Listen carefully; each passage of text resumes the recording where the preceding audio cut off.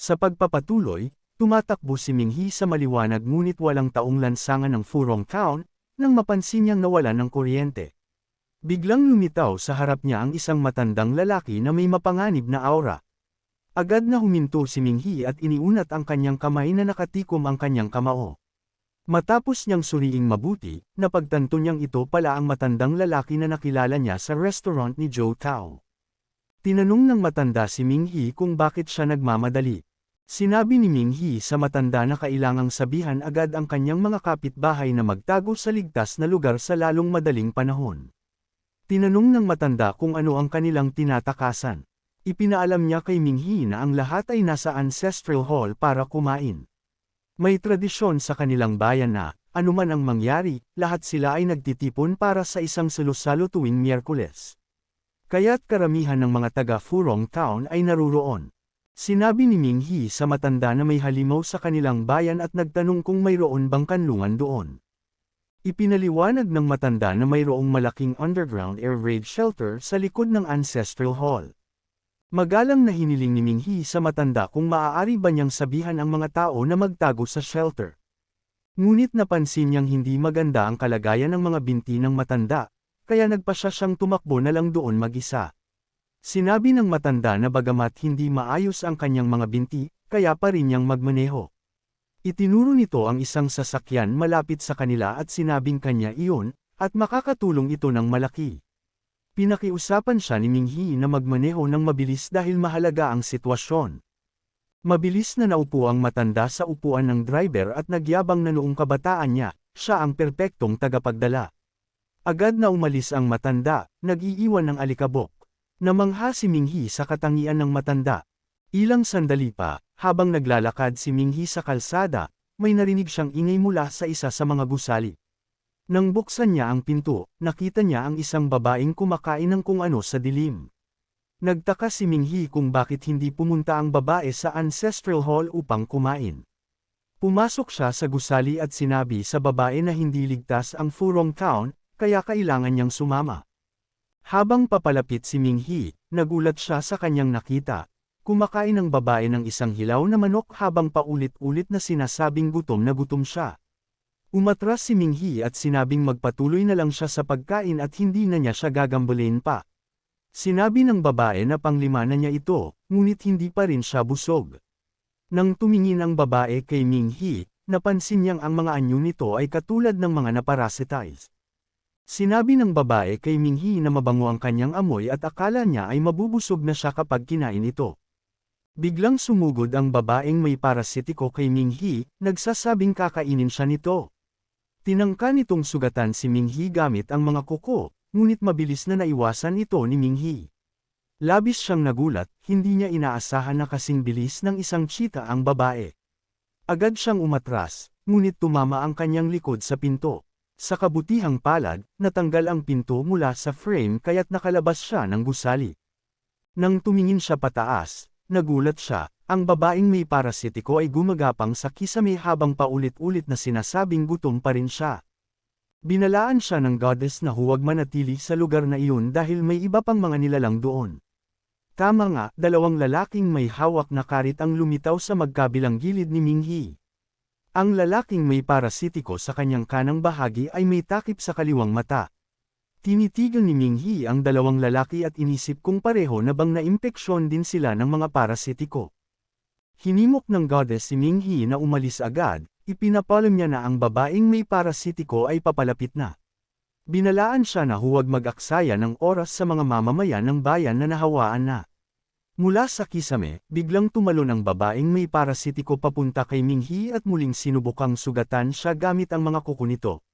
Nang makalapit ang babae, tinapakan ni Minghi ang likod nito at agad na tumalon papunta sa bubong ng isang gusali. Hinabol siya ng dalawang lalaking may hawak na karit. Bigla, nakarinig si Minghi ng malakas na tunog, parang may nabasag, kasunod ang malakas na sigaw. Napangiwi ang goddess, sinabi niya kay Minghi na nakatakas na sina Joe Tao at Wang Zhang mula sa yelo niya. Hindi makapaniwala si Minghi, ang suntok na nagkakahalaga ng 300,000 yuan ay nakapagbigay lamang sa kanya ng kaunting oras para tumakas. Ipinaliwanag ng goddess na ang sigaw na kanilang narinig ay parang isang kakayahan na taglay ng maraming halimaw, isang kakayahang tumawag ng iba pang nilalang. Tinanong ni Minghi kung ano ang tinatawag ng sigaw na iyon. Sinabi ng goddess na hindi magugustuhan ni Minghi ang sagot. Ibinunyag ng goddess na maraming tao sa Furong Town ang nilamon na ng mga parasitikong halimaw. Habang nag-uusap sila, nakalapit na ang mga lalaking may hawak na karit kay Minghi. Lumitaw sila sa magkabilang gilid niya at agad na sumugod gamit ang kanilang mga karit. Bago pa man makaporma si Minghi laban sa kanila, isa pang lalaking may parasitiko na may hawak na lag-ari ang dumating. Banta ng lalaking may isang mata na tatanggalin nito ang ulo ni Minghi. Sinipa ni Minghi ang hawakan ng karit ng may isang mata, na nagalit naman ito habang hawak ang natitirang bahagi ng karit. Habang wala sa pokus ang lalaking may isang mata, sinamantala ito ni Minghi at sinuntok siya sa dibdib.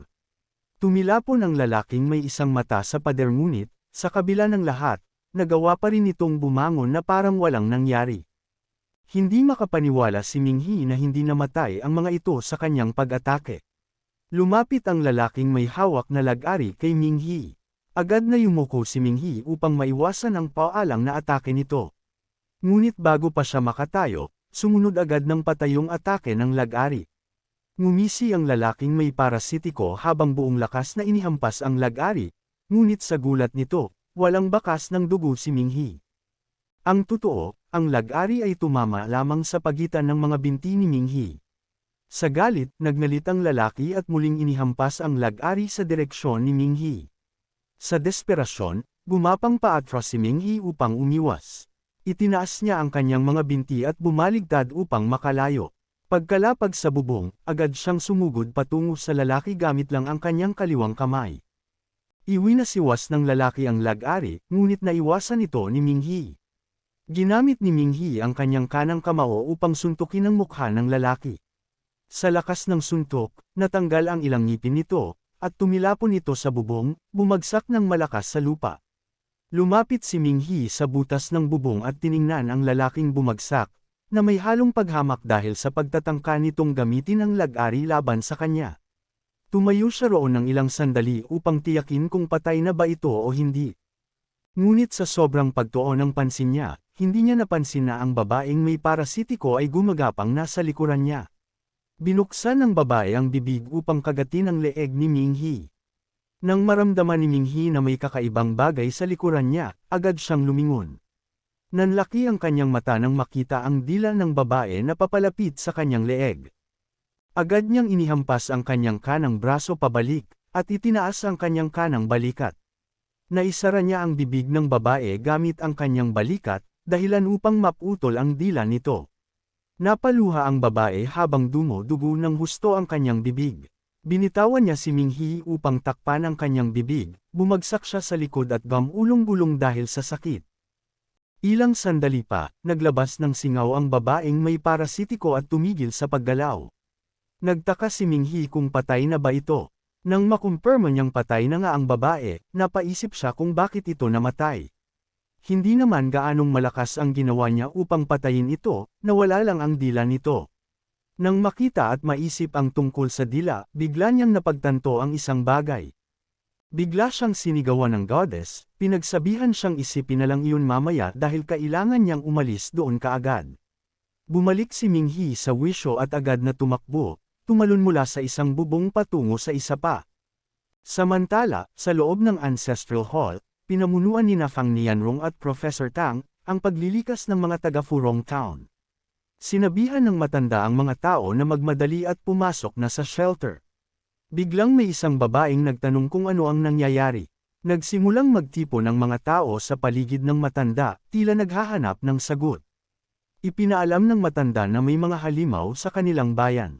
Lumapit ang babae sa matanda at sinabi sa lahat na narinig niya ang maraming nakakatakot na sigaw. Hinimok niya ang matanda na isara na ang stone gate upang hindi makapasok ang mga halimaw. Nang sumang-ayon ang mga tao sa ideya ng babae, sinabi ng matanda na hindi pa nila dapat isara ang stone gate dahil may mga tao pang nasa labas. Inutusan niya ang babae na pumasok na sa kanlungan. Sa labas ng Ancestral Hall, tumalon si Minghi sa harap ng pintuan nito. Sina Fang Nianrong, Professor Tang, isang pulis, at ilan pang mga mamamayan lamang ang nasa labas ng kanlungan. Nang makita ni Professor Tang si Ming-Hi, kumaway siya at hinikayat itong pumasok na kaagad. Bago pumasok sa kanlungan, sinabi ni Ming-Hi kay Professor Tang na hindi lang sina Zhou Tao at Wang Zhang ang naaga ng mga parasitiko. Ibinahagi ni Ming-Hi na habang papunta siya roon, maraming mamamayan ang umatake sa kanya. Ipinaliwanag niya na dati silang normal ngunit bigla silang nagbago. Sinabi ni Professor Tang na ang mga parasitong kinakaharap nila ay may latency, kailangan nilang lubusang sakupin ang mga organo ng host bago nila ganap na makontrol ito. Gustong may sabihin pa si Ming-Hi, ngunit hindi na niya itinuloy. Sa halip, tinanong niya si Professor Tang kung mayroong sinuman sa Ancestral Hall na napasukan na ng parasito. Narinig ni na Fang Nianrong at ng matandang nakilala niya sa restaurant ang kanilang pag-uusap. Sinabi ni Ming-Hi kay Professor Tang na kaya ng mga parasito na gayahin ang pananalita at kilos ng tao. Kung walang masusing inspection, mahirap matukoy kung sino na ang naagaw. Sumali ang matanda sa pag-uusap at sinabing malamang na normal pa ang mga tao roon, at karamihan sa mga halimaw ay nasa labas. Tinanong ni Ming-Hi kung paano niya nasabi yun. Ipinaliwanag ng matanda na ang mga parasito ay parang mga asong gubat na kalahating natuto ng kilos ng tao. Kumikilos sila ng kakaiba, kaya natatakot silang magpakita sa lugar na maraming tao. Ngayon na maraming tao sa kanilang bayan ang yumao, tiyak na magkakaroon ng selos-salo sa unang 3 gabi. Isa ito sa kanilang madidilim na lumang kaugalian. Sinabi ng kanilang mga matatanda na sa unang 3 gabi, babalik ang mga patay upang bisitahin ang lahat. Kailangang magkunwari ang lahat na parang walang nangyari at tahimik na pumunta sa Ancestral Hall. Doon sila kakain ng selos-salo, ito lamang ang paraan upang mapanatag ang mga kaluluwang yumaon. Napagtanto ni Professor Tang na ang sinasabi ng matanda ay ang mga taong naagaw ng mga parasito ay walang alam tungkol sa kanilang kaugalian, kaya hindi sila pumunta sa Ancestral Hall para kumain. Sinabi ng matanda na wala siyang ibang magawa kundi ang magbantay buong gabi dahil hindi siya pinaniwalaan ng mga tao nang sabihin niyang may mga kakaibang nangyayari sa bayan. Tinanong ni Professor Tang si Ming-Hi kung pare-pareho ba ang mga mutant na nakasalubong niya. Sinabi ni Ming-Hi na maliban kina Zhou Tao at Wang Zhang, ang iba pang mga halimaw ay mas mahina at may mas mababang IQ. Sinabi ni Professor Tang na tumutugma ito sa kanyang pag-aaral. Ibinahagi niya kay Ming-Hi na ang mga parasitiko ay maaaring hatiin sa unang henerasyon at pangalawang henerasyon. Ipinaliwanag niya na maituturing na unang henerasyon sina Zhou Tao at Wang Zhang dahil napakalakas nila at kaya nilang perpektong gayahin ang wika, kaalaman, at gawin ng tao. Naalala ni Ming-Hi na si Zhou Tao ay lumitaw sa Ancestral Hall at inanyayahan siya at si Xingwei sa kanyang bahay para maghapunan. Nakumpirma ni Professor Tang na ang unang henerasyon ay umabot na sa punto kung saan kaya na nilang makihalo sa komunidad. Ang pangalawang henerasyon naman ay mas kahalintulad ng mga zombie sa mga pelikula, primitibo, mabangis, at hindi pa ganap na ebolusyonado. Sinabi ni Professor Tang na base sa datos na kanyang nakalap at naanalisa noon, dapat ay 3 unang henerasyon ng parasito ang naroroon. Para naman sa pangalawang henerasyon, naniniwala siyang mayroong 30 sa kanila. Gusto pa sanang magtanong ni Ming-Hi kay Professor Tang, ngunit pinutol siya ni Professor Tang, at sinabing maaari nilang ituloy ito mamaya.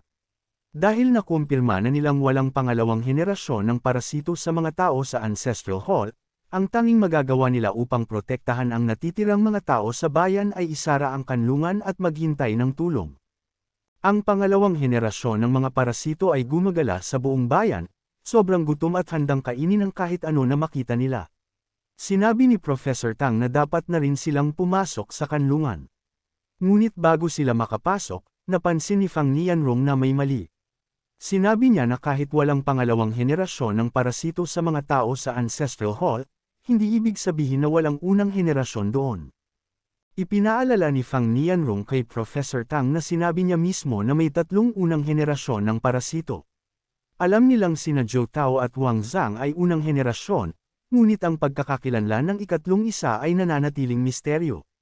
Naisip ni Fang Nianrong na marahil ang ikatlong unang henerasyon ng parasito ay nasa loob ng kanlungan kasama ng mga tao.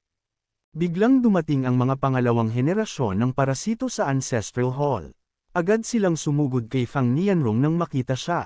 Hinayla ni Professor Tang ang braso ni Fang Nianrong, at binaba ang switch upang isara ang pader na bato. Habang nagsisimula ng magsara ang pader, hinayla ni Professor Tang si Fang Nianrong papunta sa kanlungan. Sinabi niya habang ginagawa ito na tama ang obserbasyon ni Fang Nianrong, ngunit wala silang ibang magagawa. Nagsara na ng kalahati ang pader, ngunit may ilang pangalawang henerasyon ng parasito na nakalapit na sa pasukan ng kanlungan. Isang parasitong may isang mata ang tumalon papasok sa kanlungan. Ang ulo nito ay nakapasok pa lamang ng tuluyang magsara ang pader, dahilan upang maputol ang ulo nito. Napatingin sina Ming He, Fang Nianrong, Professor Tang, at ang mga mamamayan sa ulo ng parasito na naputol sa pader. Namilog ang mga mata ng mga matatanda at mga mamamayan, litong-lito sa nangyari. Ngunit mabilis na napagtanto ng matanda na ang halimaw na nagtatago sa kanilang bayan ay kasama ng mga tao sa loob ng kanlungan. Sa labas ng Ancestral Hall, makikita ang mas maraming pangalawang henerasyon ng mga parasito na dumating na roon. Sa tagumpay ng pagsasara ng pader, pansamantalang niresolbo ang agarang banta mula sa labas. Gayunpaman, kailangan pa rin nilang mag-ingat sa mga potensyal na panganib sa loob ng kanlungan. Tinitigan ni Ming He, Professor Tang, at Fang Nianrong ang mga tao na tila nasa estado pa rin ng pagkabigla. Napakabilis ng mga pangyayari, kaya karamihan sa kanila ay hindi napigil ang maiyak. Ilang sandali matapos magsara ang pader na bato, tumunog ang alarm system sa bayan ng Furong.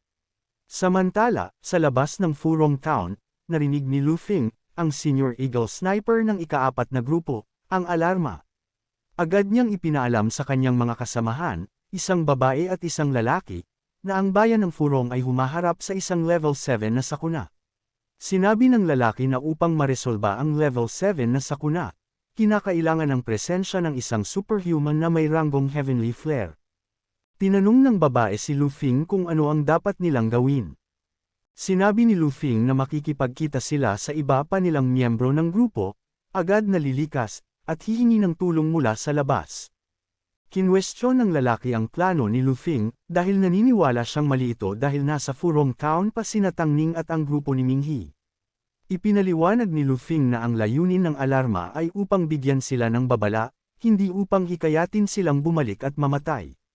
Napatahimik ng mga salitang iyon ang lalaki at ang babae, hindi nila inaasahan na magiging ganoon katigas ang puso ni Lu Fing. Samantala, sa Furong Town, naiinis ang mga parasitiko ng ikalawang henerasyon sa ingay mula sa alarma. Isang lalaki at babae ang bumagsak sa tuktok ng isang bubong. Pagkatapos, tumalon ang lalaki patungo sa public alarm system at agad itong winasak. Ang lalaki ay si Wang Zhang. Sa wakas, nakahinga siya ng maluwag dahil natamunan niya ang katahimikang kanyang hinahanap. Sinabi niya na parang sasabog na ang kanyang ulo dahil sa lahat ng ingay. Ipinaalam ni Zhou Tao kay Wang Zhang na karamihan sa mga tao sa bayan ay nakatago na sa ilalim ng lupa. Nagsimulang magmura si Wang Zhang, iniisip kung magugutom din kaya ang mga tao doon. Ngumiti si Zhou Tao ng may kasiyahan, iniisip na ang mga tao sa bayan ay kumakapit sa maling pag-asa, naniniwalang magiging ligtas sila sa kanilang pagtatago. Tinanong ni Wang Zhang si Zhou Tao kung nakapaghanda na ba siya ng mga plano. Paalala ni Zhou Tao kay Wang Zhang na mayroon pa silang isa pang kasamahan. Sa wakas, naalala ni Wang Zhang na noong una, silang tatlo lamang ang pumunta sa lugar na iyon, na kanilang itinuturing na kakaiba at marumi. Kapag nakakita sila ng ipis, iiwasan nila ito. Ngunit napakalayo na ng kanilang narating, at marami na silang mga supling. Sinabi ni Wang Zhang na palaging pinag-uusapan ng mga tao ang tungkol sa pamilya at mga angkan na parang sila ang nakahihigit, ngunit hindi nila iniisip kung gaano kahaba ang kanilang mga paraan ng pagpaparami. Naniniwala si Wang Zhang na, kung ihahambing sa kanila, ang mga tao ay tulad lamang ng mga ipis, uod, at daga. Itinaas ni Wang Zhang ang kanyang kaliwang kamay at idineklara na sila ang nakahihigit na uri. Para ipakita ang kanilang pagsang-ayon sa pahayag ni Wang Zhang, ang mga parasitiko ng ikalawang henerasyon ay nagsigawan at itinaas din ang kanilang mga kamay. Sinabi ni Zhou Tao kay Wang Zhang na walang kabuluhan ang paggawa ng ganitong pagkakaiba. Idinagdag pa niya na malaki ang naitulong ng mga tao sa Furong Town sa kanila. Sinabi din niya na ang mga tao sa bayan ay maituturing na parang kanilang plasenta. Ang meaning ng plasenta ay inunan. Inulit ni Wang Zhang ang salitang inunan, at pagkatapos, inulit din ng mga parasito ng ikalawang henerasyon ang salitang inunan.